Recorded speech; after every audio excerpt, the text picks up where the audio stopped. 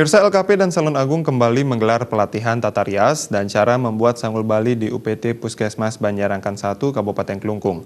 Materi pelatihan diberikan langsung oleh pendiri LKP dan Salon Agung, Ana Agung Ayu Ketut Agung.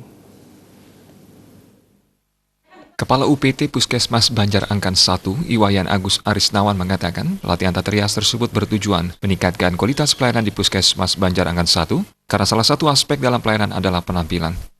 Kepuasan masyarakat akan meningkat jika layanan yang diberikan berkualitas, disertai penampilan staf atau penampilan petugas yang rapi dan menarik.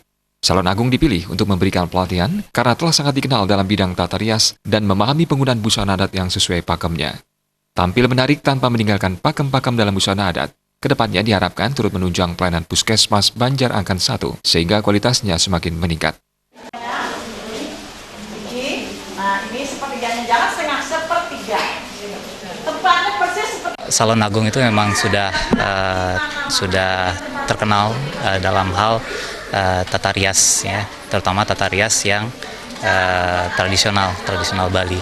Dimana kalau sekarang menyangkut tentang pergub yang baru juga tentang penggunaan busana adat ke kantor. Jadi itu juga menjadi salah satu tujuan kami, kenapa kami menggandeng Salon Agung dalam pelatihan kami sekarang. LKP Salon Agung dinilai mampu memberikan pelatihan yang sesuai dengan harapan peserta karena kompetensi yang diberikan sangat berkualitas dan bisa menjangkau semua kalangan.